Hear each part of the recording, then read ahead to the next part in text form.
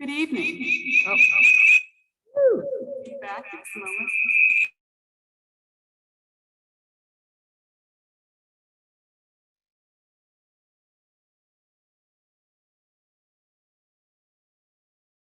Union Elementary School District. We're very glad to have everyone here. Thank you for coming. Before we get into the business part of our meeting, all our board members arrived this evening and we had the loveliest hand-drawn holiday cards from the ASB students at Potter Junior High. So thank you so much. We love them. They're awesome. Best thing ever. Thank you. It's one of the pleasures of being in a school district to get these wonderful things from our students. I think we're ready now. And if Mrs. Lieber, you could start with the flag salute. Yes, I'd be happy to. Please rise. Ready, begin. I pledge allegiance to the flag of the United States of America and to the republic for which it stands, one nation, under God, indivisible, with liberty and justice for all. Thank you very much. And now we have the minutes of our November 1st regular meeting to approve. Do I have a motion to approve? I'll move to approve. Thank you. Do I have a second? I'll second. Thank you. Any comments, questions? A vote. We'll start with Mrs. Lopez. All right. Mr. Favela. Aye. Mrs. Lieber. Aye. Mrs. Libis. Aye. And I vote aye as well. We have minutes of our special meeting and study session from November the 19th to review and approve. Do I have a motion to approve? I'll motion to approve. Thank you, Mr. Favela. Do I have a second? Second. Mrs. Lopez. Any questions, comments, changes? Nope. Okay. We will start at the other end. Mrs. Libis. Aye. Mrs. Lieber. Mr. Favela. Aye. Mrs. Lopez. Aye. And I vote aye as well. Minutes have been approved. Once a year, our board has our annual organization meeting. And at that organization meeting, we do two things. We elect our officers and we decide on the calendar of board meetings for the next year. So 2022 is what we'll be looking at. We start with the election of officers, and I just wanted to review for those in the audience what the rules are. Someone can be nominated in two ways. They can nominate themselves, or another board member can nominate them. It's not necessary to have a second, unlike a motion. You don't need a second. And the winning candidate needs to have a majority of votes. In this case, it would be 3 votes. So with that being said, our first position is the election of the governing board president. Are there any nominations from the board? I'd like to nominate Suzanne Lundeen. Thank you. Any other nominations? All right. Thank you. I call the vote. Mrs. Lopez. Aye. Mr. Favela. Aye. Mrs. Lieber. Mrs. Libis. Aye. And I vote aye. Before we go to the next position, I'd like to say something, and that is, it has really been my honor and my privilege to serve as your board president for part of this year. I deeply appreciate your support for my taking on another year. And I'm very excited about 2022. And I'm really looking forward to it. And I thank you all. It's really a true pleasure to work with each of you. We're very fortunate. So thank you so much for that vote of confidence. And now we move to the position of vice president. Are there nominations for that position? I would like to nominate Susan Libis. Okay. Mrs. Libis. Any other nominations for the position of vice president? I would like to nominate Karen Lieber. We have a second candidate, Mrs. Lieber. Are there any other nominations for the position? Well, then we are ready for a vote. Mrs. Lopez, how do you vote? I vote for Mrs. Libis. Mr. Favela I vote for Karen Lieber.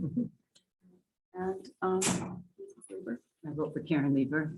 and Mrs. Libis. Susan Libis. And it comes to me, and I vote for Mrs. Libis. Thank you. Something you would like to say? Thank you. I, as always, look forward to serving the students of our district. Perfect. Glad to have you on board. Final position is that of governing board clerk.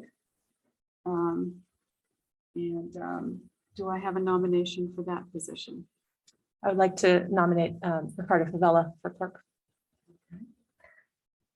Bella is nominated. Do I have any other nominations for that position? I would, thank you for that. Can I not accept the nomination? I would think yes. Do we have anyone? We have to nominate maybe Joanne Lopez. You can nominate someone else. Teach me how to do it. Mrs. Lopez has been nominated by Mr. Favela, and for the record minutes, Mr. Favela has gratefully declined the position, the nomination. So we have one nominee right now for board clerk, and that's Mrs. Lopez. Do we have any other nominations? Self-nominations or nominations from the floor? With that, the nominations are closed. Let's start with the vote. Mrs. Libis, Well, I will vote for Mrs. Lopez then. Mrs. Lieber, I vote for Mrs. Lopez. and Mr. Bella. I vote for Mr. Lopez. And I vote for Mrs. Lopez as well. And Mrs. Lopez? Sure, why not? I vote aye. For myself. With that, the election has been concluded, and we now move to the governing board schedule.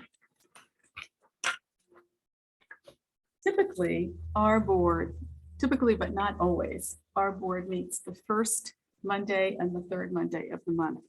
But there are times of the year when we have financial reports that have deadlines, and so that influences the choice of our meeting dates. And we try very hard not to have the same date or time as the high school, because we know some of our parents have students in both, and some of our community members like to attend both. So with that being said, we're going to take a look at the proposed annual calendar. This year, coming up, 2022, is going to be a little busier for us in terms of board meetings. And the reason for that is, I'm sure many of you are aware of the fact that there's been a new US Census. And with that data, district lines need to change so that every district is balanced in terms of population. And during that process, and you'll hear more about it in today's meeting, but during that process, we are always very excited about having community input meetings. And so we will have two meetings that will be regular meetings of the board, but those regular and special meetings of the board. Or I think they're both regular, are they not? Yes, they Both are. regular meetings of the board. With the key purpose of those meetings to be there for community input, as well as the board business that is the nature of what we usually are coming to every month. So for our board members, if you would take a look at the calendar, for January, we're looking at two meetings on Monday, the 10th and Monday, the 24th. Both of those would be meetings in which we would welcome community input. In February, we have two meetings scheduled as well, proposed to be scheduled as well, the 7th and the 28th. During the meeting on the 7th, the hope is that we will be adopting our final redistricting plan. In March, we are looking at two meetings as well. And I just want to say to the board, when the superintendent and I were going over this, one of our premises was, and this was my request, so if you don't like the idea, it's not her to yell at her. I thought that we can always have an extra meeting a month, and if it turns out there's not enough business for it, we can cancel it. But it seemed like a board meeting with a small amount of business might be a wonderful opportunity to have a briefing from the staff on a key issue or topic that we're interested in, and save us from having those, to have to schedule those through the course of the month. We actually know we've got that date set aside. So I can assure you, we won't have 10 or 15-minute meetings. Because, that's not a good use of your time or the staff's. But that's why you may see a few more meetings on the schedule than before. We've purposefully kept the summer light with only a meeting a month, because that's when families and individuals are taking vacations. Let's see, what else? October. October is when we have, is it September, Mrs. Martin, when we have our financial report? Yes. Yeah, so one of our, that September meeting on the 12th is not the first, but it's the second because of that requirement. So given that, I think everyone's had a chance to review the calendars. Do I have, first of all, a motion to approve? I'll make the motion. Thank you. And do I have a second? I'll second. Mr. Favela, thank you. Comments, questions, concerns, thoughts? We're good? Okay. We're ready for a vote. Mrs. Lieber. Aye. Mrs. Libas. Aye. Mr. Favela. Aye. Mrs. Lopez. Aye. And I vote aye as well. The meeting schedule is approved. And we are now in the community relations portion of our meeting. This is our hearing session. And I just want to make a note. I think we've reviewed the rules in the past, but it's always good to go over them. Board members are very interested in what our community has to say. State law, however, is very specific about how we can or cannot respond when we are getting input from the community. If someone is making comments that are related to an agenda item, then we do have the opportunity to comment, should we like to do that, or ask questions. However, when comments are made and they're not agendized, then we are actually prohibited by law from making any response. So know that we hear what you say, and we very much appreciate your input. But I just wanted to give you that so you would understand why there are times when individuals may make comments and we kind of just sit here at the end of it. Know that we're hearing you. With that, Mr. Favela, do we have any comments today? Yes, we do. We have one comment by Brittany Schremer. Topic COVID mandates, and it reads, good evening, board. Well, sadly, here we are again meeting over Zoom. I was truly saddened to hear some of your responses and reasons to why meetings can't be held in person and the fears you may have. I'm sorry you have experienced hateful words and negative energy. In the last 2 years, I can say I know how that feels. Since this will be the last meeting of 2021, I hope we can all go into the coming year with love and light in your hearts, and understanding that every human on this earth has the right to choose what is best for their child. This past year has shown us how one person or one body of government can, at the flip of a switch, make rules for all, even if it's not truly best for all, and with no room to vote on the matter. We are fed the news of sickness and the fear of death daily when talking about COVID. When will this end? I hear that all of you are vaccinated and some even getting their boosters already. Yet this new strain going around is very, very mild. When will this board feel safe enough to let parents into meetings and let parents back to making safe choices for their children? I still haven't seen any surveys being sent out to parents to see how they feel with masking and vaccines for their children. Why is that? I would love to set up a one-on-one meeting with Suzanne Lundin in hopes of finding a middle ground for the coming year regarding COVID mandates. Board, please understand the parents speaking up and wanting choice aren't violent or vicious people. Just parents that have been silenced time and time again over the last 2 years. And remember, just because parents in this community aren't taking the time out of their busy days to call in and voice their concurs on the COVID mandates, you are all pushing and not budging on, doesn't mean these conversations aren't happening in your community. And closing note, if you must continue these meetings via Zoom, please place a time clock in a visible area so the individuals who are calling in for public comment can see how much time they have remaining and won't be hung up on. And that's the only comment. Thank you very much, Mr. Favela, and thank you for your comments. Moving on, reports from the board. Let's start with Mrs. Lieber. She said leave us. Well, it's been a busy month since we were last together. Mrs. Lundin and Mrs. Lieber and I all graduated from our master's in governance courses, which Mrs. Lieber and I started years ago. So it was nice to finally finish that.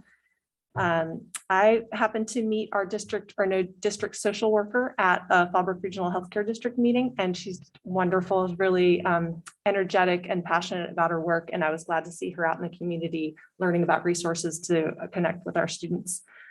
I attended the CSBA annual education conference and learned so much on equity, political climate, special ed funding, climate change. But I think the best part is just seeing all of these people from across the state who are so committed to public education, and despite all the challenges, just working really hard for students. Last week, I was able to go to the Fallbrook High School band concert, where I saw a lot of our former students playing on stage, and it was such a pleasure to see them. You know, some of them started when they were in 5th grade in our kids' college classes, and I can tell you they have progressed a great deal since then. Honestly, back in those days, it was a little painful to hear you guys, and they were so great. Their choice of music and everything was amazing. So it was great to see them. Last week, we finished our Fallbrook Lane Conservancy Save Our Forest 4th grade classroom visits, and we are excited to start our 5th grade field trips to Montserrat Mountain Preserve in January. And I was at the ribbon cutting this morning. That was such a beautiful event, and it was really great to have so many members of the public and the base and the team that brought it all together there. So thank you to our staff for all the hard work that went into putting that on. That's my report. Thank you. Mrs. Lieber? Yes, well, mine is echoing exactly what Mrs. Levis said. We graduated from our master's in governance. Luckily, took us almost 3 years, and mainly due to COVID. And the CSBA educational conference was it was the first time we've been back in a couple of years in person. So we had it in person, and they're doing a really nice thing. They're doing it virtually and in person, but we chose to go in person. It was a wonderful conference with just loads of information. And the Mary Faye Pendleton ribbon cutting today, we made it through without a rain. And it was absolutely a beautiful, beautiful ceremony with lots of kindergartners singing at the top of their voice. And we also had a wonderful band from the military come and play us a few little renditions. Just a lovely, lovely day. And then we got a fabulous tour by the cutest kids you have ever seen giving tours. Just darling children saying what kids say when they do Funny things, funny things. Yeah, I mean, you know which teachers have twins. Some backstories, huh? Great. And yeah, it was super fun. And we're here, so thank you. Oh, and I think we also had a board meeting in between our board meetings. Oh, the study session. Yes, we had a study session, which Mrs. Norby did a fabulous job, and Dr. Singh on giving us some really knowledge that we needed for moving forward for next year. It's been busy. Yes. Mr. Favela? Sure. I also participated in the CSBA conference. Very great experience. Always learn so much, even though I repeated a session from last year. I mean, there's just so much to learn, and just really appreciated the opportunity to participate. Was able to attend a couple workshops for English language learners, and one workshop that also focused on engaging the parents of English language learners based on a program that's happening at Whittier High School. Excellent, great to see what other school districts are doing to engage parents. I was able to attend the field trip to Duluth with my daughter's 5th grade class. That was an awesome experience. I was able to attend my oldest daughter when she was in 3rd grade. I was able to visit back many years ago, but the schoolhouse looks quite different now. There, the focus on nature, but in biology is everywhere. Like almost every inch of the schoolhouse inside has some information, has so many things for students to see and learn about nature. They had a chance to dissect owl pellets. Really fun activity. The kids were loving it. And it was somewhat of a rainy day, so the students, for the most part, spent their time inside, but we had a little bit of time to eat outside because it didn't get too wet. But it was a great experience. I've learned that the LUZ program is extending from 3rd grade, 4th, 5th, all the way to 6th grade for many different reasons. One partly due to COVID, right? There's at least a couple years where students weren't able to participate. But I mean, just the additional learning that's being included is tremendous. So that was awesome. And then I was also able to attend the ribbon cutting this morning. Such an honor to be part of a milestone for this district, and congratulations to the administration, Dr. Singh, for this accomplishment. And our tour guide was our tour guides were awesome. Hunter, kindergartner, he was so excited. He was amazing. So excited to have us, so excited to show us around the school. Good to see him reading, was reading everything to us. Oh, He was definitely had a lot of character and excitement. So that's great great. opportunity. Lovely. Nice. Mrs. Lopez. Pretty much all the same. I also attended the CSA conference. It was really wonderful for me. This was the first time for me to be there in person. Last year was virtual. So just to meet so many great advocates and people doing some of the same things that we're doing was wonderful. Some of the sessions that I attended also related to parent engagement, how to get more people involved with our community and with our students. So that was nice. And I really appreciated the politics one that we attended pretty much as a whole group. Always interested to hear what's happening in Sacramento and Washington, how that affects us locally. The ribbon cutting this morning was just phenomenal. I mean, again, I was very grateful that it didn't rain or get any colder, but I felt bad for some of those kids out there that didn't look like they had any jackets or coats or anything on. But they didn't seem to be minded at all. They all were troopers and they sung that couple great songs, and I was just blown away with, again, how beautiful that school is and what it does bring to the community out there, as well as to our organization. So thank you so much for all the work for 10 years that you all put into it and didn't give up and stayed the course for that. So that was really important. I was able to attend the Fallbrook Parade.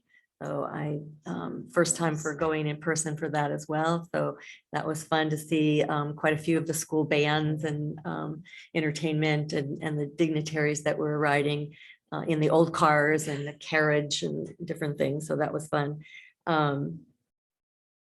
I want to also thank Mrs. Norby for the presentation that we had at our study, but really thank each principal for their SPSA reports.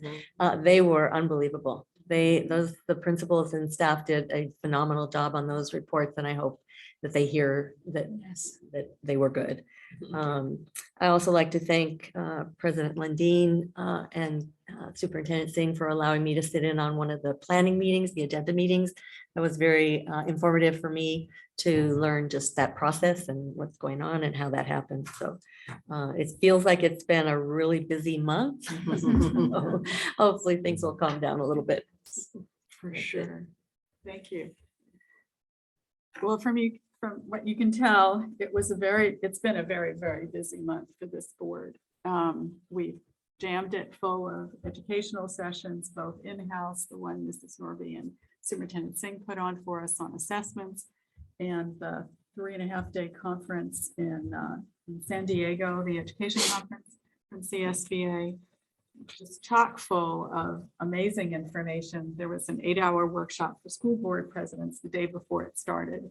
And so I loved going in there and meeting other school board members, and particularly hearing what they're doing in their districts and the challenges they face and the successes they're having. And what you come away with is how hard school board members work. They do it because they really care. And our school board is exactly the same way. I really enjoyed the fact that Mrs. Norby would come with me every once in a while for a session, because, for example, we were in one on innovation, particularly regarding English language learners.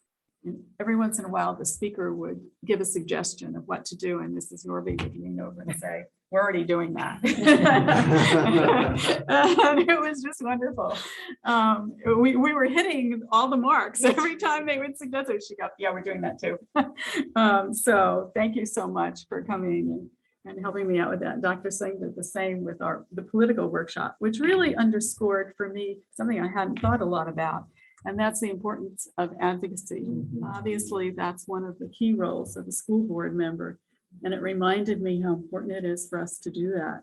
So I know there are 2 large events coming up, one in March in Sacramento for school board members to lobby on behalf of our districts, and one in April, if I recall, in Washington. So I'm hoping I can do the one in March, and I really look forward to hopefully some others can join me and see how things like increasing base funding for our schools, something that is so critical, so vital, not being supported yet at the policy level, but something that we can certainly advocate for. Let's see. Oh, this morning's ribbon cutting. Yes, it was incredible. Every student in the school was there, and the kindergartners absolutely stole the show. Yeah. They were so amazing. And I was really struck by the 3 student speakers. I think we had 2 from the 6th grade and 1 from the 7th grade. They were so self-assured, so well-spoken, clearly leaders amongst their students population. And even the littler ones, I'm amazed that there was a kindergartner that did the school tour. Yeah. And it really does underscore the Leader in Me program that we have at all of our schools, and what we do to encourage kids to become leaders. And we saw that firsthand today, and it was absolutely wonderful. So thank you for that. So anyhow, we've had a bit of a long board presentation, but the board's been really busy. And that's why. I'm happy to turn it over to Superintendent Singh and hear your. Thank you so much, everyone. We have all been busy and kept you busy this month. So thank you so much for taking the time. You're all busy people outside of your responsibilities as board members. So we appreciate your time and support as you work with us. The only other thing that I would add, thank you for all of those lovely comments. I really want to convey just gratitude to Mr. Frost and Mrs. Schinner for the work that they did, plus all of their support staff. We always, that's our common phrase is when people make it look easy, they think it is. Yeah. And you know what it's like. I think everyone there felt like the wedding was over by the time everyone left the school. So thank you for all of those comments. And I want to really acknowledge and thank the staff at Mary Fay Pendleton. They really are the ones who did all the work. In addition to all of the coordination of all the VIPs, which is our fabulous Miss Weaver, as you know. Miss Weaver is the one coordinating all of those things behind the scenes and getting people on Camp Pendleton, which is a whole nother layer in of itself, as you know. So thank you so much for being there today. It's an honor, and it feels a little like we just tied a bow around that after all these years, and the construction folks are off the campus and the fields are open, and kind of drove away from there today going, okay, 11 years later, it feels really wonderful to have those 2 schools for our military connected families. So thank you for your commentary about that. And then I'll share a little bit more about some of the other things with our portrait of an 8th grader presentation in just a minute. So that's all I have. Thanks so much. Okay, Well, let's see, that does bring us right to page, just a minute. Portrait of an eighth grader. Perfect. Great. Thank you, Mr. Trench. Well, as Mr. Trench is getting us started, and we'll see if the clicker is working. I know we have a number of people on our board meeting tonight. We sent out an invitation to all of the design team of the folks who participated with us on the development of our portrait of an eighth grader. So I'm going to give you a little bit of background. Thank you. Let's see. Yeah, perfect. But as we're getting started, I want to start by acknowledging the folks who are on our board meeting this evening as a portrait of an eighth grader design team member. We've invited folks to get to listen just to the summary of the work that we did. And I won't take too long with this, but as our governing board, you all participated in the series of what we did to develop our portrait, which is our vision and our mission for our students going forward. We have come to the most beautiful end product based on the input of many, many, many people. So if you're on the line with us tonight at our board meeting, I want to welcome you, and I'm going to put up everybody's names in just a minute. We won't read them all, but I want to provide you with just a bit of a background for those folks who might be listening to our meeting tonight. The Portrait of an Eighth Grader is a culmination of a series of collaborative meetings with members of our community where we came together to develop a vision for what we want for students. And when students are leaving our schools in eighth grade. And so, as you know, this is what we know as Habit 2, which is begin with the end in mind. And so when you think about what you want in the future, what do you need to be doing now? And that's the vision that we've developed with many, many people involved. Our portrait represents the culmination of what we really dream and hope and want for our students by the time they leave our school district in eighth grade. And it actually reflects the competencies that we want students to have that will prepare them for college, for high school, college, and whatever they choose to do beyond that. So this is where we started. We had 138 members on our design team. And I think Stephen Fuji is on the line. So we'll hang on just a second, but Stephen Fuji from Battelle for Kids, I think might tell you that this might be one of the largest design teams that they've ever had in working in school districts. And so that 138 people was representative. This was truly a community engagement project where we brought together those 138 people from all stakeholder groups in our community, from our school and district leaders, teachers and classified staff, students, and we know that participating with students, for all of you who were involved in it, was probably the biggest highlight, is listening to our students as part of the process. Really thoughtful and engaged parents, engaged community members, and then all of our board members as well. I wanted to just give you an idea. So this is, I'm going to show you a few slides, but it's representation from every one of our schools, the leadership, the classified staff, teachers, counselors, parents, students from every school. So there you see like a big chunk of them. There we have Fallbrook STEM Academy, San Onofre, Mary Faye Pendleton, and then our virtual and home school. We also had all of these folks: Live Oak, May Ellis, Potter, La Paloma, William H. Frazier. So you can see, especially those our students from each one of these schools were just phenomenal as participants on our design team. And then lastly, our community members and our district staff.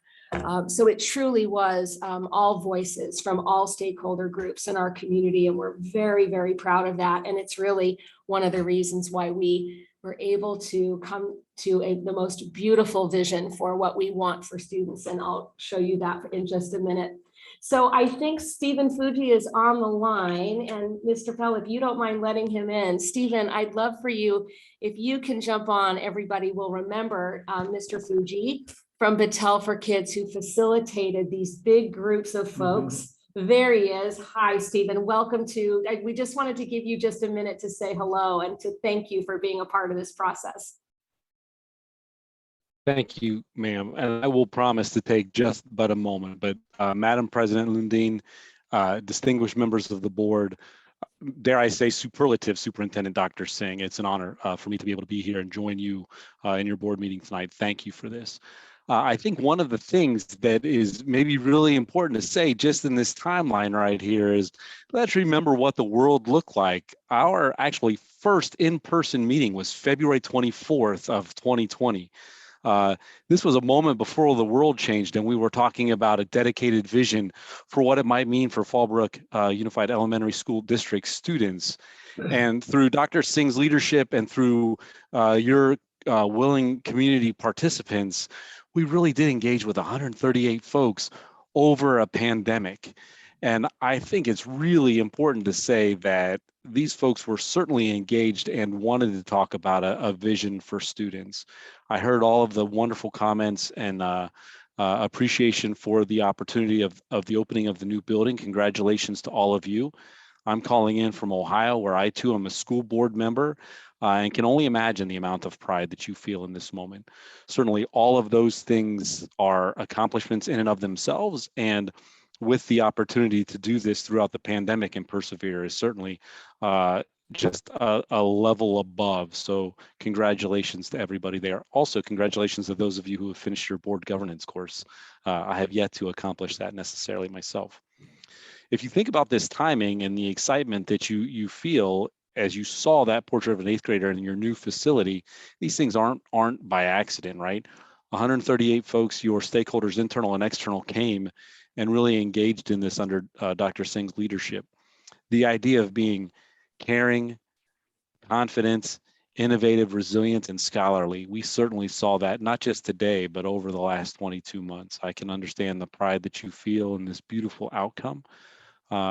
Your stakeholder team, some of whom joined me this evening, come from a diverse background. As Dr. Singh really shared all of those participants, you can rest assured that no community member or area was left without an opportunity to provide input.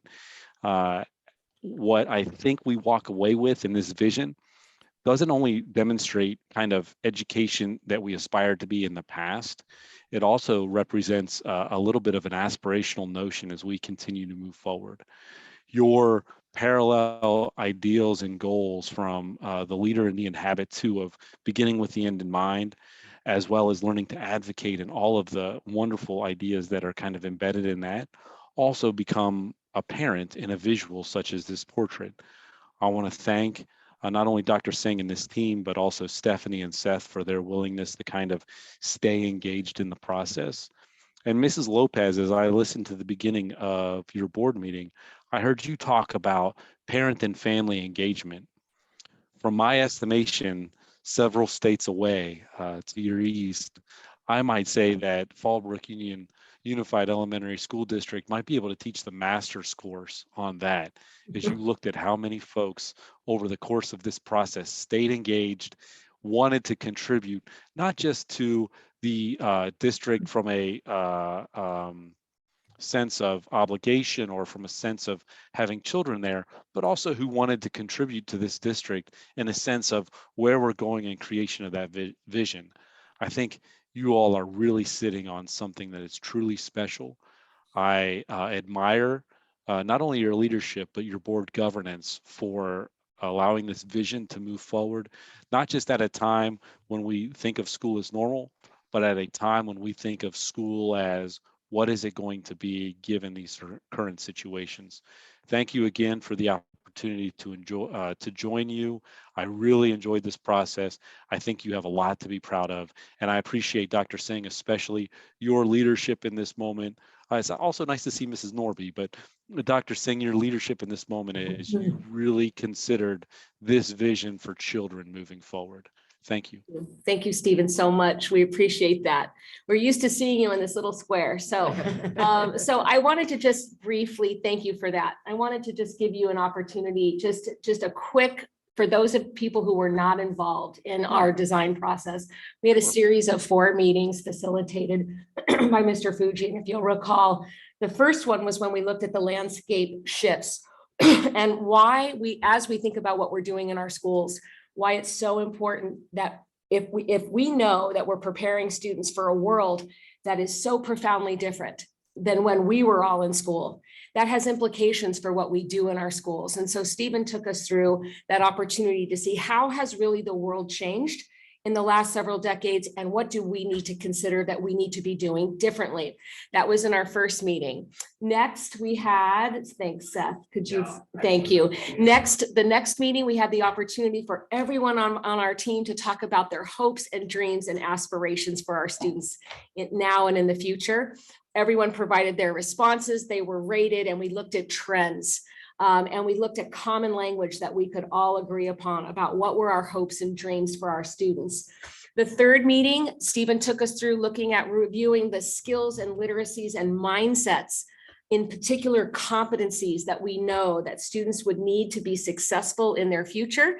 And each person on the team had the opportunity to submit their top, what they perceived to be their top 6. We went through a kind of a crowdsourcing tool where those things were all gathered, and then they were ranked. And we could see what were the common things that all of these over 100 people, what did we have in common? And there was a lot we had in common. And then finally, in that last meeting, thanks, Seth, that last meeting, we were able to further refine that list, narrow it down. And then we were able to take the language that everyone had submitted about what was important to them, the competencies that we believe in our community, we want our students to be prepared with in the future. And we were able to narrow down that list. And that finally, in that final meeting, people also were able to give us their insights about what would we want to see in our visual of our portrait of an 8th grader. So Seth, you could go to the next one. What we did is next, we had some initial sketches that were as the result of some of the input. These were very early on that the folks from the Battelle worked with us, taking into account all of the input that we had over the course of those 4 meetings. And we started to consider, okay, what were the things that we think really resonated with us? And then next, this was the very first draft that we had as our portrait. It was getting closer. We knew that it was lots of folks really wanted us to maintain that lighthouse vision, being a beacon, right? And to provide direction. But also we were able then to narrow down our 5 competencies to what is now our final portrait. And the 5 competencies that we have developed as a team in our community, which is we want children who are caring, innovative, resilient, confident, and scholarly. And we know that they're all leaders as well. We know that's such a priority here. And this vision statement was really the compilation of everyone's input, which is that we want our 8th grade students to be confident, compassionate, and a courageous member of their community, prepared to make a meaningful contribution to the world. And so that was then followed by, Seth, if you could, I think I've messed up okay, there we go. There are our 5, oh, we keep moving, sorry, Steve, we keep going over the top of you, which is then followed by our new mission statement with everyone's contribution, which is to prepare every student leader with the knowledge and the skill set needed to thrive in high school, college, and a career of their choice. And then these finally were our five competencies that were prioritized by this collaborative team, that our student leaders, our goal is that we have caring, scholarly, confident, resilient, and innovative young people who are leaving our schools and who are prepared to take on the world when they leave us in 8th grade. So each one of these definitions of each one of these competencies is a true compilation of the contributions that everyone on that design team made to the process. And you can see all of the words and all of the phrases and all of the priorities are embedded in the definitions of each one of these. So we're very, very proud.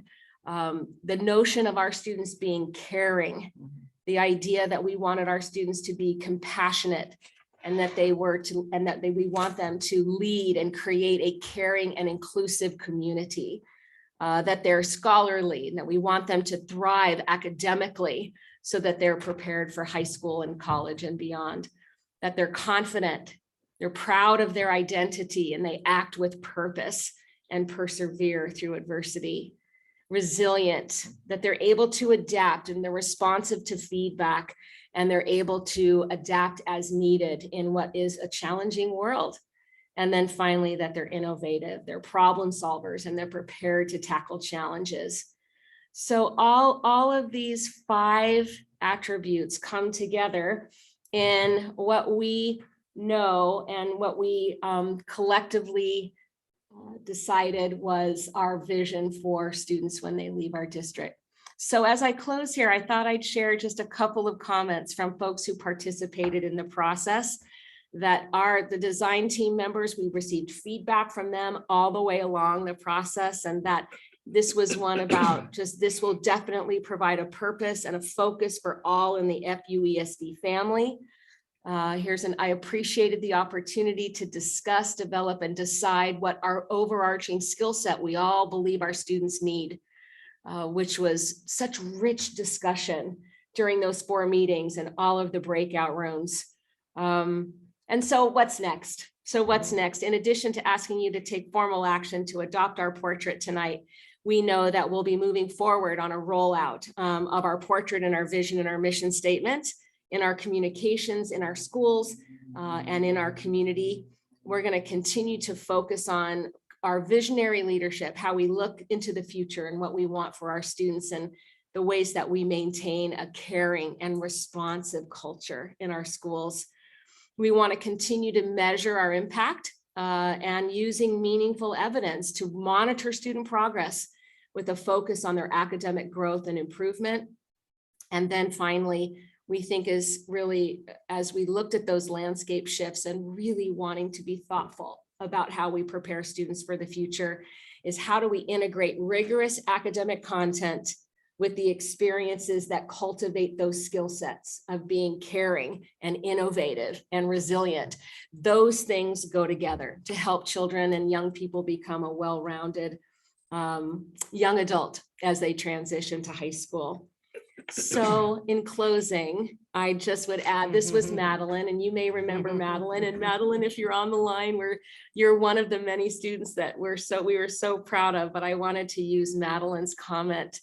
Was so inspiring. If you remember our students and the contribution that they made, but that she said that she was incredibly grateful to have been involved in this process, and that she made so many relationships with the people she collaborated with. The encouragement of teachers, staff, administrators, students, and community members brought to each and every meeting always brought a smile to my face and a jolt of excitement to the meeting.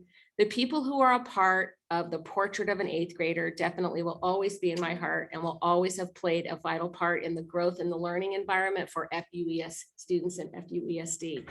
So I think Madeline said it best. So I thought we'd end there. And I know on behalf of the governing board as well, we want to just extend our gratitude to the people, the many people who were involved in this process. We thank you so much for giving up of your time and your energy to engage in what will be a really meaningful vision for us as we move forward in the kinds of work that we want to be doing for children in Fallbrook. So thank you, those of you who are on the line, thank you so much. So that's all I have, Mrs. Lundeen. I just wanted to provide a little overview. I see, you're welcome. You're welcome. And that takes us to our next item, which is an action item. And the recommendation is that the governing board adopt the portrait as the district's vision and mission statement. Do I have a motion to approve? I'll make a motion to approve.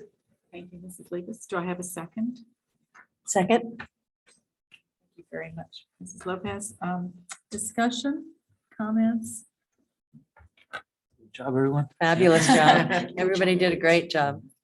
I'm really happy with the way that the final product it really encompassed everything. And when we were going through the process, I had no idea how it was going to end up being something so eloquent, but I loved during the process, the focus on the whole child, not just academics, but plus all of the other skills that whatever the future looks like, our students are going to need. And it's beautifully included in the end product. Any other comments? Let's take a vote. Mr. Favela. Aye. Mrs. Lopez. Aye. Mrs. Lieber. Aye. Mrs. Libis. Aye. And I vote aye as well. Motion Thank you. passed. That moves us to the presentation we are going to be having on trustee area redistricting. Superintendent Singh. You bet. I'm so pleased this evening, governing board members, to welcome two really important guests that are here with us tonight to provide a presentation on our next steps in our redistricting project. Tonight on the line, we have, I'm looking for Janet Mueller. There she is. We have our district's legal counsel, Janet Mueller, with us this evening, and also Susan Miller from Cooperative Strategies. They're going to be providing you, as you know, from for Janet Mueller's briefing at your last board meeting, an overview tonight of the data as a result of the 2020 census, about some changes that we'll need to be looking toward to making in our trustee area maps. So Janet and Susan, welcome to our board meeting tonight. Thank you for being here. All right, thank you so much, Superintendent Singh and board members and staff who are in attendance. I have to admit that your last presentation is a tough act to follow, but follow it we will. And as Superintendent Singh mentioned, you'll probably recall November 1st, I met with you all to give you a very high-level brief overview of what we needed to do to meet education code requirements for redistricting as a result of the 2020 census. We did a brief overview of how we needed to consider population balancing among the trustee areas, looking at the updated data and trying to ensure that the size of from the smallest to largest district didn't exceed 10%. And so when I briefly reviewed that process, I said we'd have two phases to this. First would be looking at the data to see if we needed to make any changes at all. If not, that we would be able to just affirm the boundaries and move on. However, if we were out of compliance and needed to do some adjusting, we would bring that information to you and start a process. And if you'll recall, a little bit of board member discussion around wanting to ensure that we would have a process that would allow for community engagement and input if we needed to make those adjustments. So I want to introduce to you Susan Miller, who is the demographer at Cooperative Strategies, who's taking the lead on looking at your district. We're actually a little bit ahead of the schedule that we envisioned. So we're presenting to you the basic analysis. And then once we get through that, you'll see that we do need to make some adjustments. We'll then start engaging in a process to share options and thoughts with you and with the community.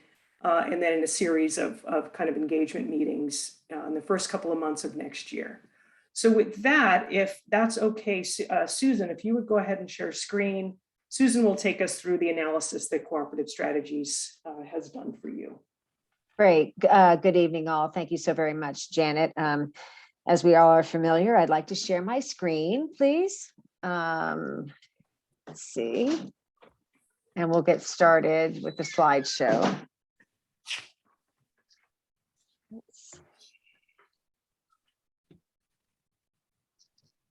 Okay.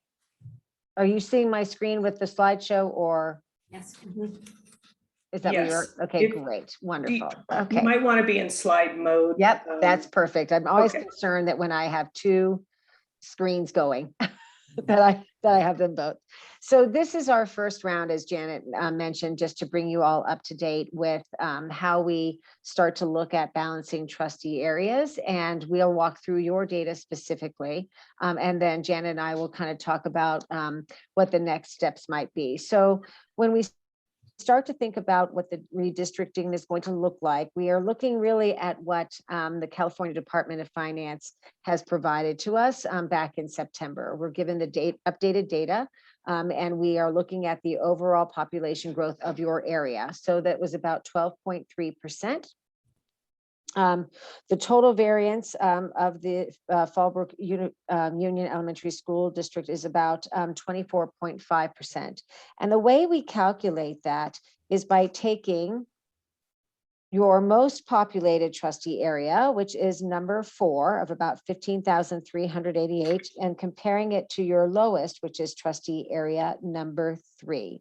What we're trying to do is kind of balance it all out by saying your total population is 67,527.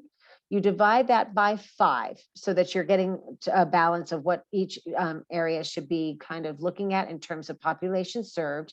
And that population is 13,505. So you take the difference between your trustee area number 4 less your trustee area number 3, and you divide that by your ideal population.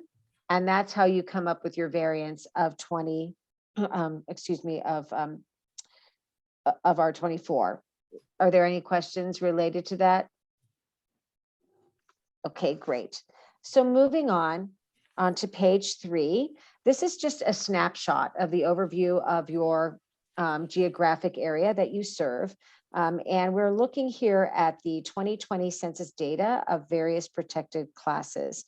You'll notice that we are looking at the total population that we're serving and to balance within those trustee areas.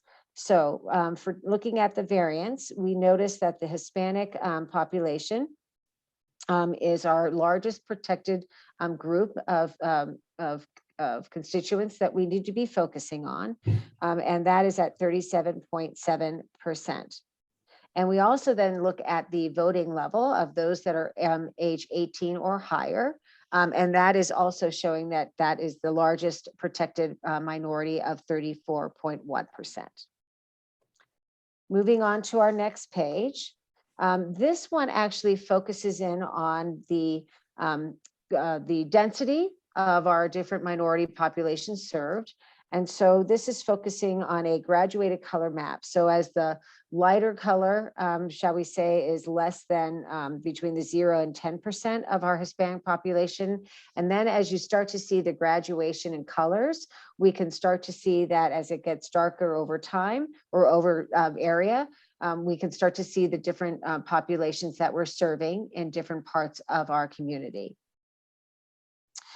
We also want to make sure, just so you understand, that this is really the 2015 to 2019. It's a 5-year estimate for this area.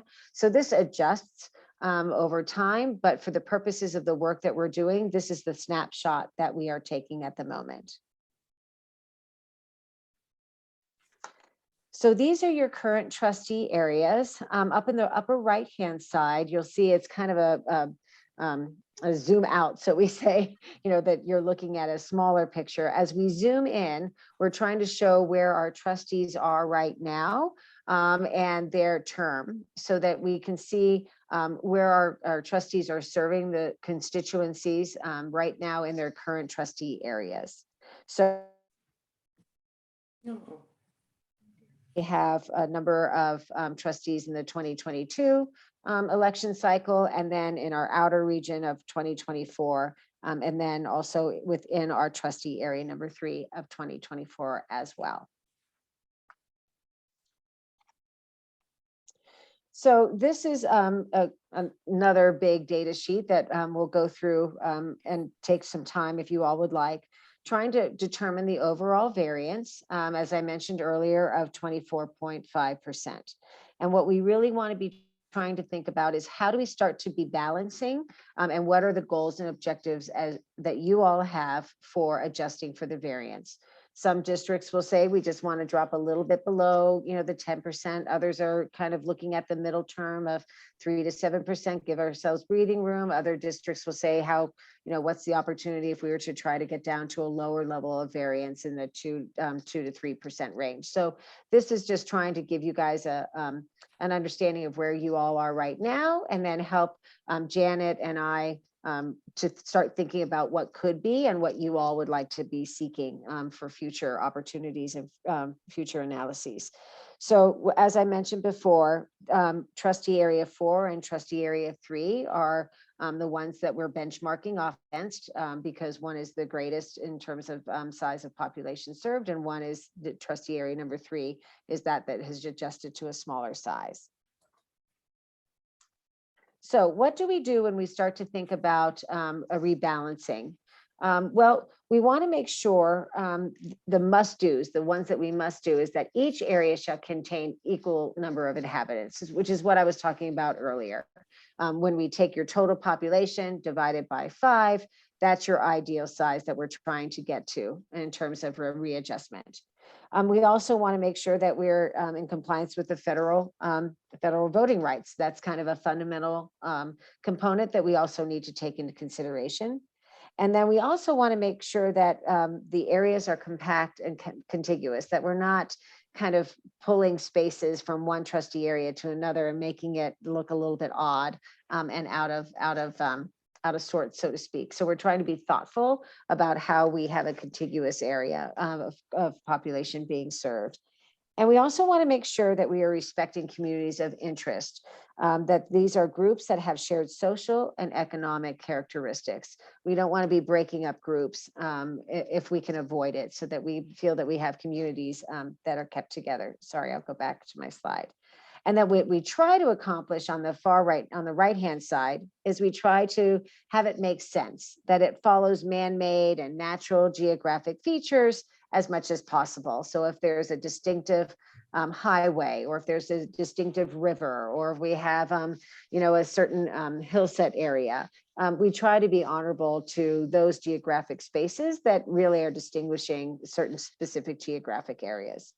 And we also want to make sure that we consider stability of the communities that are being served, and that we try our best to make sure that we're not breaking up communities, that we are trying to ensure that they have representation and voices at the table that have been bringing forward their issues and their values.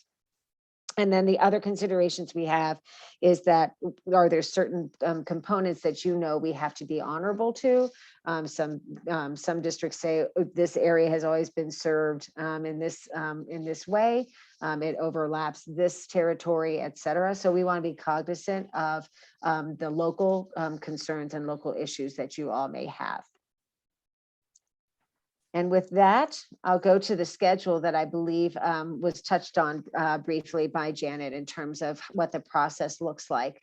So we have the meeting this evening to kind of go over and give you an overview of what your trustee situation is right now, what the variance is looking like, and the guidance that we are seeking from you all this evening, that Janet and I will move forward with and go back to our mapping crowd, our GIS staff, and start working on those options. We'll be working on those from December through January, so that we're able to kind of give you a good analysis of what you are asking from us. And then we would come back to you. I'm not sure if it would be a special board meeting in light of the conversation that you all talked about with your calendars. But Janet and I put on the agenda special board meetings just to make sure that we get on your agendas and on the right timeline. So we have the January 10th, where we would come back and review the initial scenarios that you ask us to put together and complete. And then if there are revisions or suggestions, then we take that time in January for those couple of weeks, and then come back to you all again for either the specific board meeting or the special board meeting as directed by you all, so that we can finalize those scenarios. And the ideal is to have a final adoption, I believe, Janet, we have for February, as we discussed on the schedule, so we can get all of this wrapped up and sent on over to the county registers by the end of February. And ideally, this calendar allows for the community dialogue and community input, the maps to be posted and comments to be made, so that we are trying to keep it as thoughtful and open to the input from the community that I know you all would be concerned that we make sure we allow those windows to take place. And with that, I will step back and answer any questions you all may have.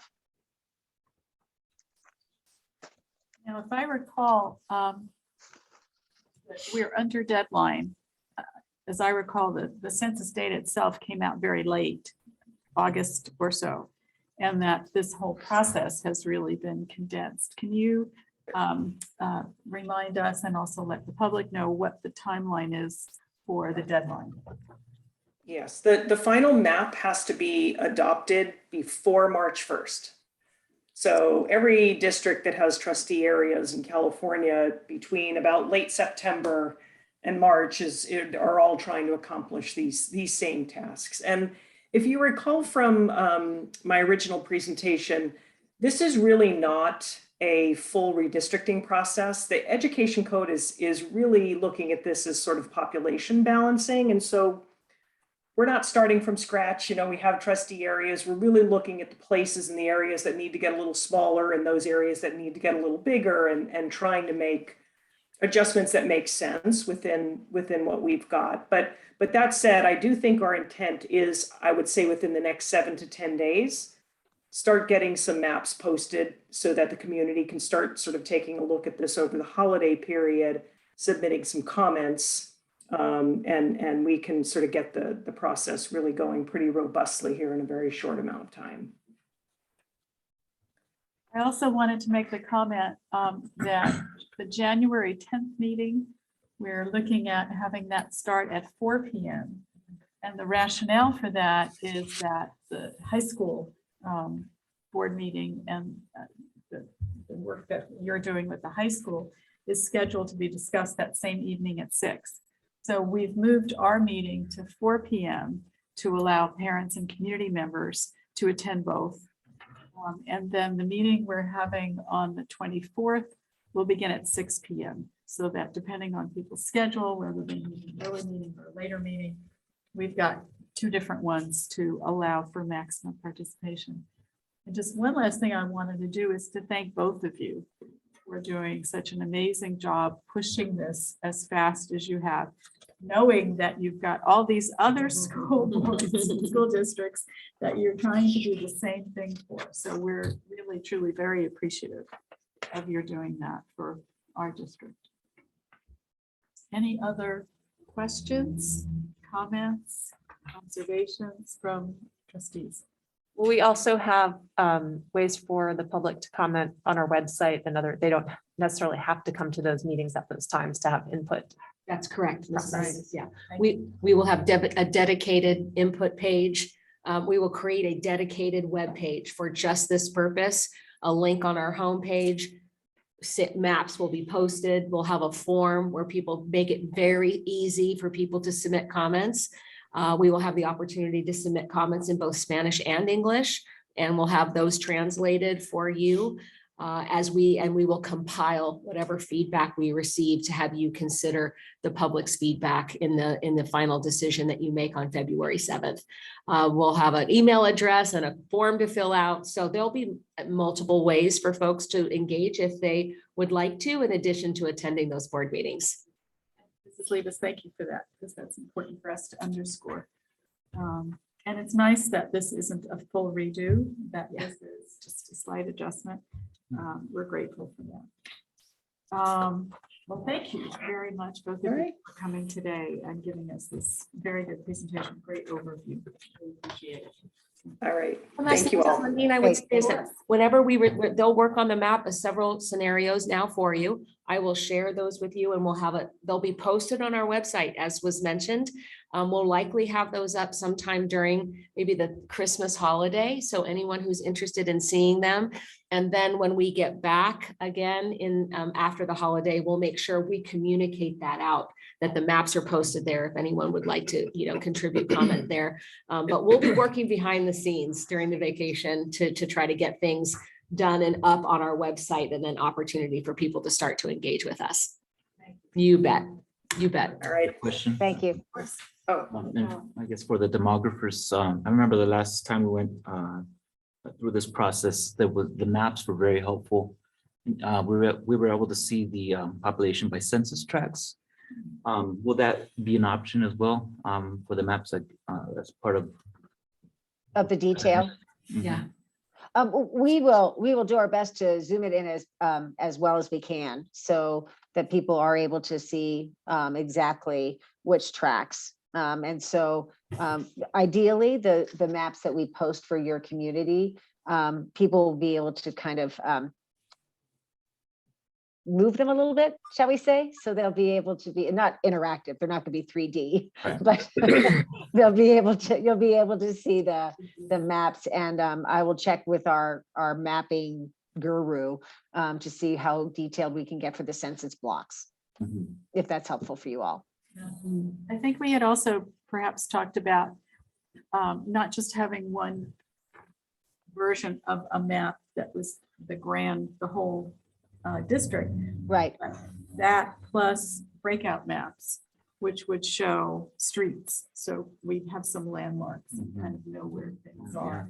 And is that still possible as well? What we're looking at for that, Susan? I think we can work on that. I know we have done for some districts, for example, we've been able to give them a link to a Google map where they've been actually able to go in, zoom in to their area and be able to be into the detail of the exact streets and crossroads, et cetera. So I'll see if we can do something to that for you all as well, if that's of interest. That would be great. That would be terrific. Yeah. Okay, I'll see what I can do on that. Yay. Okay, thank you. Board operations. These are two board policies that we had as information items at our last meeting. And they are action items this time. The first one is board policy 6171. It's a Title I programs policy. Do I have a motion to approve? I move to approve. Do I have a second? I'll second. Thank you, Mr. Favela. Any discussion, questions, comments? Mrs. Lieber, would you like to start? Aye. Mrs. Libus? Aye. Mr. Favela? Aye. Mrs. Lopez? Aye. I vote aye as well. That motion passes. The second is resolution number 11-21/22. And it regards continuing our board meetings as virtual meetings pursuant to AB 361. Do I have a motion to approve that item? I'll make a motion to approve. Thank you, Mrs. Libus. Do I have a second? A second. Lopez? Mrs. Libus, would you like to start the voting? Aye. Oh, sorry, did we have any questions, comments? Okay, thank you. Mrs. Libus? Aye. Mrs. Lieber? Aye. Mr. Favela? Aye. Mrs. Lopez? Aye. And I vote aye as well, that motion carries unanimously. Okay, business services. Who would I be turning that over to? Mrs. Lundin, we're going to open a public hearing for our annual 5-year development fee report, and you have the read the script to actually open the public hearing there, I think. Should have the script. Mrs. Weaver, do you have a copy of that? by any chance? Left it on your board. Perhaps I left it at Julie Norby's for some reason. There we go. Thank you. I thought I was. Why I had Just that for here. that random thing. Well, I just wondered, Mrs. why do I Norby, have here you a copy of go. So I'm like, I don't Stephanie, remember. that was smooth. That was smooth, Miss Weaver. Thank you for that. There we go. Thank you, All Mrs. right. Lundin. Thank you. You're welcome. Okay, now, item 1. The district collects school facilities. Should I read that as well as Public this? hearing. You can open the public hearing. Okay, so we're going to open the public hearing. The public hearing regarding the district's annual and 5-year developer report for fiscal year 2020/21 and resolution number 12/21/22 is now open. Do we have any comments? No. Comments? No, no comments. There being no comments, this public hearing is now closed. Thank you. Thank you, Mrs. Norby. That's good. Okay. Our next item is item number 12/21/22, annual and 5. Oh, we did that. Yeah, and so we have to take Wait. action now Oh, to we have approve to the take action. report. Well, there we go. So this now is the annual and 5-year developer fees report. It's recommended that we approve the resolution to adopt the annual and 5-year development fee report. Do we have a resolution? So moved. I'll second. Thank you. Let's start with Mr. Favela for your vote. Aye. Mrs. Lopez. Aye. Mrs. Lieber. Aye, Mrs. Libis? Aye. And I vote aye as well. Yes. Mrs. Martin's going to be giving us our first interim financial report. Yes, I get to turn it over to you. Thank you. Organized here. Absolutely. Good evening, board members, Dr. Singh, cabinet, and those attending this meeting virtually. I'm Cindy Martin, for those that don't know me, the Assistant Superintendent of Business Services. And tonight I'm going to give you a brief overview, hopefully take that 70-some page report that was included and is required by the state and summarize it in a way that is understandable and makes sense. And as we go through, if you have any questions, please feel free to ask. But hopefully I can answer all of those for you. So let's see. I wanted to start with just the budget timeline, meaning where we are this in the 2021-22 year. If you recall, we adopted our budget back in June of 2021. Several things have happened since that time, and including what you received in September, as Ms. Lundin, you referenced earlier. This is the unaudited actuals that's required to be adopted and approved by the board on September 15th. That is closing out the prior year. So what that does is it gives us then what we begin with this year. What did we end with last year? It becomes what we begin with this year. Moving forward now to where we are tonight, December is our first interim report. And it is an update from the budget. So everything that's happened since back in June, and there's been a lot, is what's incorporated in the first interim report. Something I want to touch on as we go, there we go, kind of alluded to this. What is the first interim report? The school districts are required to report to the county office and then on to CDE about the status of our finances. And this is the first report. What's important to remember on this is it's a snapshot in time, hence my little Polaroid picture, as of October 31st. Because we have to stop there. And we all know several things have happened since October 31st, but we don't include those things, good or bad. It's as of that date, as the things that have happened since October 31st until now and then into January will be part of our second interim report. What's important also with the first interim report is we self-certify, districts self-certify their financial status. We have a positive certification, which is the best certification that you can have and what you want. And it means that we can meet all of our financial obligations, not only this year, but for the 2 subsequent years. It's not based on what we think will happen. It's based on what we know today and projecting that out for the next 2 years. So we can't turn in reports that have wishes and hopes and dreams of things. It has to be what's really going on now and what we know now. But as you know, things have changed from 2 years ago to where we are now, and I'm sure they'll be different 2 years from now. So I wanted to go over for you the changes that have occurred since the budget was adopted back in June. One of the most significant changes was to our LCFF revenue. You can see it's almost $1.5 million. And this was due to the concentration grant increase that went from 50% as it had been up to 65%. And what's important to note about that is obviously it's more money for us, but this is the first augmentation to the LCFF revenue since it was implemented in 2013. The LCFF being implemented in 2013 was the first major change to school finances in almost 40 years. So you can see that this is moving along much faster than the original change to the revenues, which is good. But it is additional funding to us that we will be bringing back to you in a supplement to the LCAP. I kind of talk about that in a little bit. Mrs. Norby and I are so excited to write another plan. We attended a meeting with the county office and someone, I won't steal their quote, but called it the plandemic. The state now has so many plans that we have to write for all of these funds, and it's so true.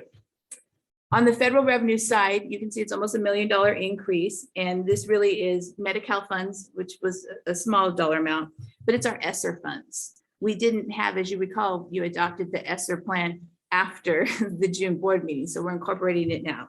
And it's only a portion of our ESSER funds because we are saving it so that we can spend it over 3 years rather than trying to do it all in 1 year. Revenue increased by 1.8 million. This really isn't new money, but it's the way the state makes us account for the expanded learning opportunity money. So if you recall, we did a plan back in May, maybe it was, that where we actually presented to you the 3-year learning recovery plan, we called it. And this now is being recognized as what our actual carryover was.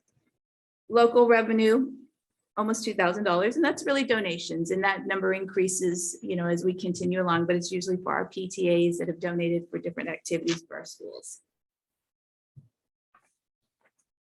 On the expenditure side, you'll see that salaries for both classified and certificated have increased to almost $1.4 million. This is due to a few things you can see here. The most significant piece is the ESSER 3 plan that you all adopted. That I'm not going to read it to you, but it listed all of these items in there. But the first 2 bullets were the site subs that we have, which has been hugely important in being able to maintain and keep our schools open and allow us to do what we need to do. So this wasn't included in the adopted budget, but we've added it in. And then our COVID testers, the program that we have going where we've had to hire some staff, that's really the big chunks of what this increase is made of. You can see the benefits there, almost 150,000. Now that's a net change. If you recall, unemployment insurance rate was budgeted at 1.23, but when the governor signed the budget, it was dropped down to 0.5%. We had budgeted the entire 1.23, so there's some savings in there.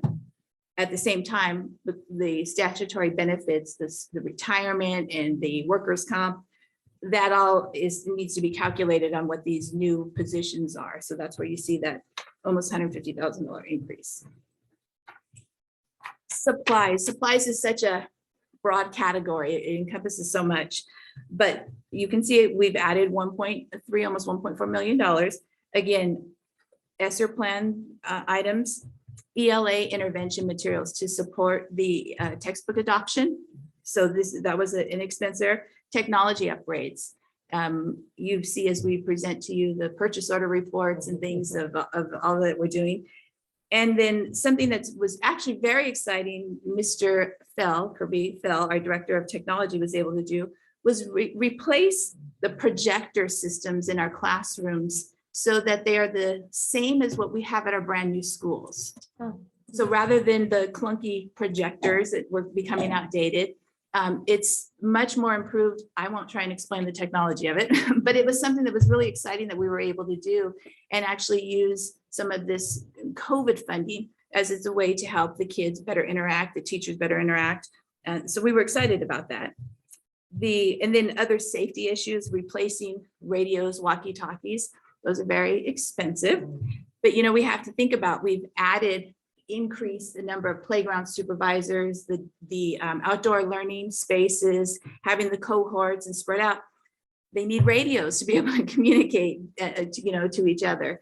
And so that's an initiative that we've taken to replace and standardize district-wide. And then our outdoor education, I think it was Mr. Favela who alluded to our Duluth program, that's really expanded upon beyond what it used to be. And so we have supply money there. So in addition to owl pellets, they'll be able to do other things that are out there. On the services side, a little over $500,000 increase. The luminary arts, which we've heard such wonderful things about. My son is so excited. I would have never thought he would have liked acting and dancing and those things, kind of shy, but loves it there. The professional development that we have for our teachers, bringing in some of the providers to help with that. The testing program for COVID, there's an expense there. And then Raptor software, you've heard about that, our visitor management software that we're implementing at the schools now. And then finally, the increase of capital outlay. This is actually very exciting, although $400,000 doesn't go a long way. We're going to also be looking at what else we can do to put funds together to be able to create some shade structures. Dr. Singh was So it was just such a good idea to be able to use this outdoor learning opportunities that we have here and the spaces that we need there. And in order to do that, they need covering, they need table, they need some work done, and it's an eligible expense of these funds. So we're putting together kind of a plan, assessing the school sites, seeing those of greatest need and seeing what we can do. So that is actually very exciting because that will be something that will go on after the 3-year plan that we have. To our reserves, you know, we often hear about our reserves and what's the right amount, what's too much, what's not enough. The requirement is to have a 3% reserve. For our district, that would be the $2.7 million.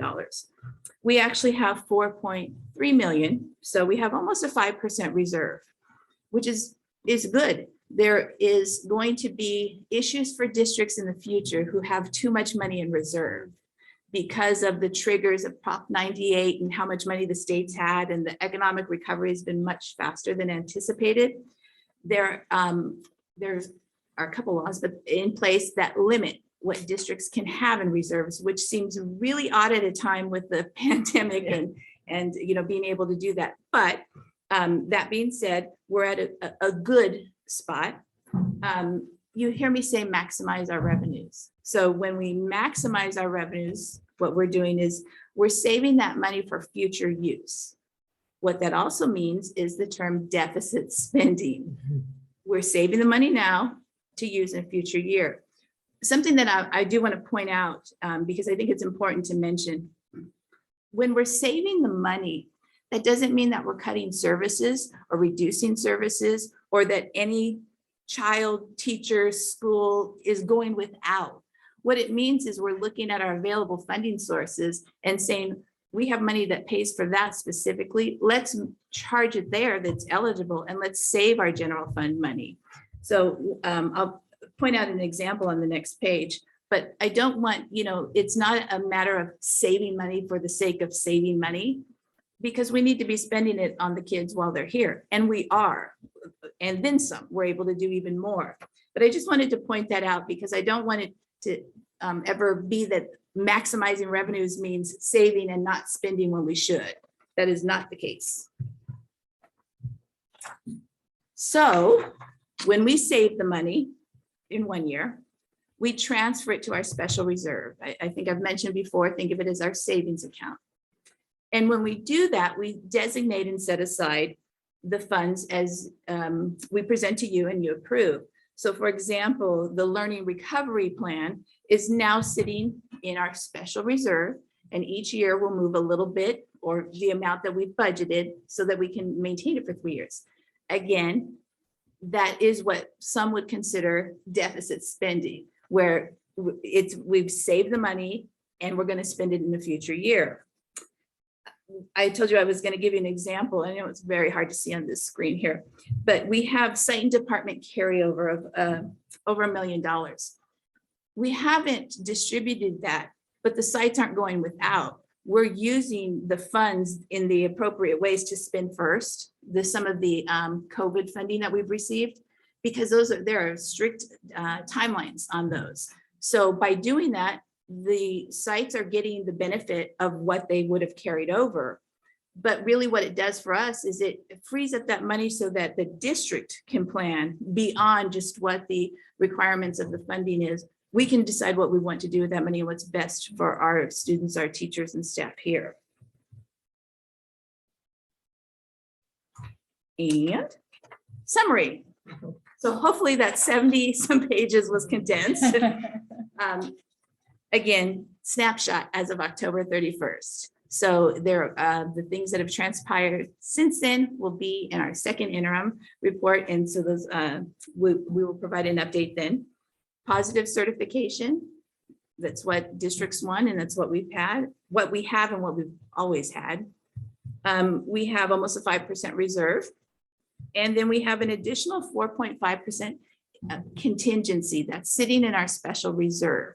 So it's available to be determined how to be used. However, that's what comes up in paying for some of these additional expenses that we brought forward to you.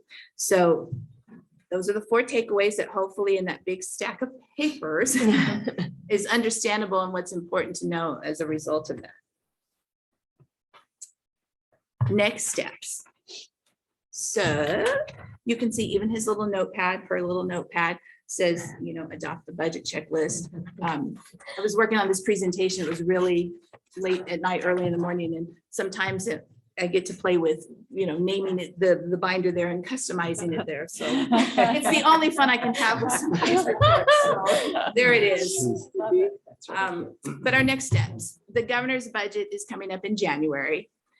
This will be where the governor gives his proposals, recommendations, and it's really the basis for how we start developing our budget for the next school year. I mentioned the supplement to the annual update to the 21-22 LCAP.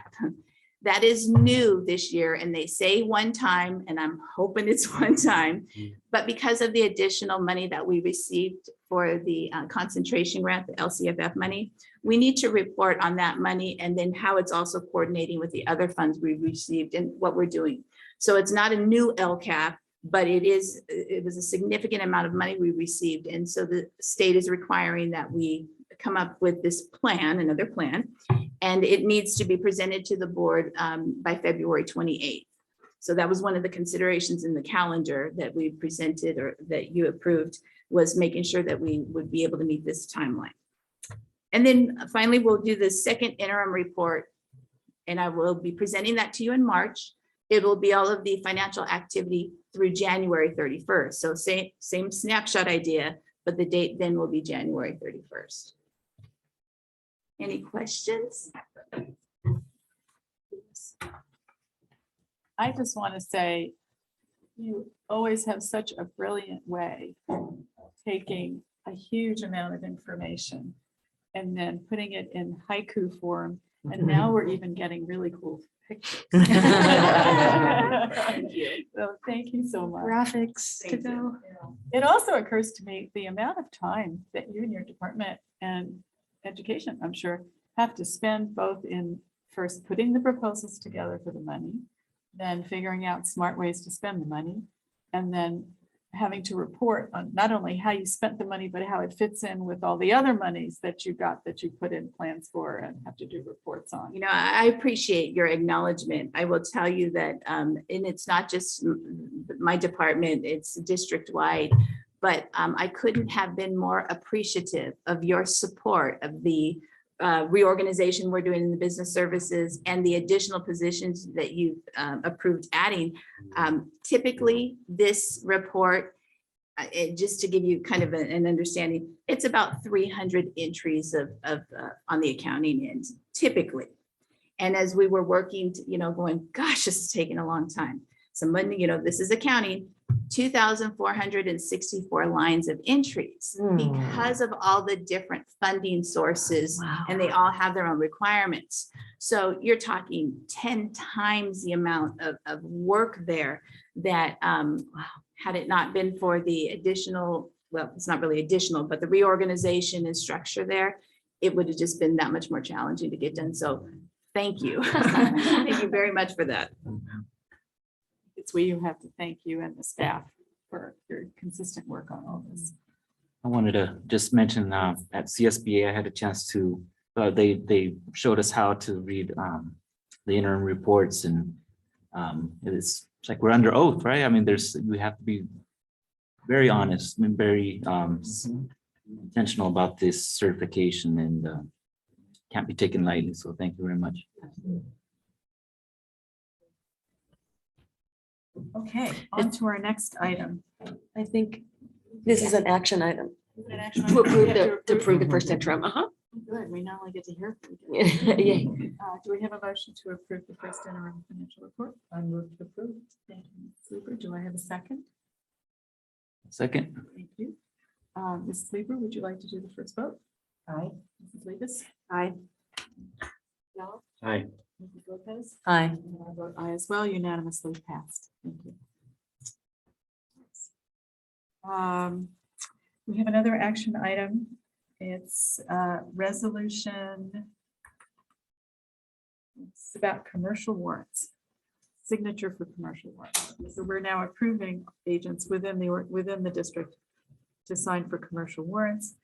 That's resolution number 13-21/22, number 14-21/22, 15-2122, 16-2122, and 17-2122. So I need a motion on this as well. Make a motion. Thank you, Mrs. Lucas. Do I have a second? Second. Mrs. Lieber. Any questions, comments? Okay, let's take a vote. Mrs. Lopez? Aye. Mr. Rivera? Aye. Mrs. Lieber? Aye. Mrs. Libis? Aye. Aye as well. Unanimous vote. Human resources. We have 4 job descriptions. They are not new positions. We are simply updating the descriptions of those job requirements and activities that are included within those job descriptions. And so this is an information only item, and then it will come back to us in January. We have another information item, workshop and conference attendance, and then we move down to an action item is the Educator Effectiveness Block Grant 2021. And it's recommended that we approve it. Do I have a motion to approve? Make a motion. I'll second. Thank you. Let's call for a vote. Mrs. Libis? Aye. Mrs. Lieber? Aye. Mr. Lavella? Aye. Mrs. Lopez? Aye. Single plan for student achievement, SPSA, for each of our school sites. And all of us got our giant green binders. And I actually sat and read it, a lot of it, over the weekend. And it's a wonderful piece of work. You can really see the differences between the school sites. Even though there are templates that they have to follow, you really get a feel for the culture of the school and what the issues are that they're dealing with and how they're planning to deal with it. I'd like to thank Stephanie for putting those together for us. Yes. It was very nice to have it all in one location. It was I terrific. know that was a lot of work. And we thank our principals and their staffs for doing all the work. That's right. Really, it's terrific. So do I have a motion to approve? I move. Thank you, Mrs. Luther. Do I have a second? A second. Do we have any comments? I just want to thank the principals. I know they're under the gun right now with so many things. changes. They've got new curriculum, new teachers in many of the school sites. And so this was, like we've all commented, this was quite an amazing plan. I could see they put their heart and soul into a beautiful plan together that really addresses their school. needs. Thank you to all. the You principals. bet. And their school and their school site councils are Right. wonderful, right? They all work together to make those decisions at their schools, as you know. So thank you. We will be sure to convey your gratitude to them for the hard work that they've done on it. And their assistant principals, I mean. All of them, the whole team. We totally get it. We totally get it. But we do have the best. Our site leaders are the best. So we do have the best. So it's great. Can't forget the assistant for the AP. That's right. So we have a motion to approve. Are we ready to take a vote? Mr. Favela? Aye. Mrs. Lopez? Aye. Mrs. Lieber? Aye. Mrs. Libis? Aye. And I vote aye as well. Unanimous. Consent agenda. Do I have a motion to approve the consent agenda? I'll make a motion. Thank you. I'll second. Mrs. Lopez. Any questions about any of the items? Any comments? Or are we ready to take a vote on the consent agenda? Let's take a vote. Mrs. Lopez. Aye. Mr. Favela. Aye. Mrs. Lieber. Aye. Mrs. Libis. Aye. And I vote you know how they have neon things like when the train station's coming in, you see. I need that. Everybody's. Lights right up and I can. Oh my jump from gosh. one to the other. Yes. So the final portion of our meeting on our last page is, are there any future agenda items for consideration? And it's my pleasure to adjourn our meeting at 7, let's say 7. Merry Christmas, everyone. Mhm. Merry So Merry Christmas. Happy holidays. Happy holidays. You're going to be on a to break all of now. you. Happy holidays to everyone. And, we hope Guys, get some rest. We will. All Spend of some you. time with your families. All of you too. Thank you so much. You bet. Thank you. Thank you to each of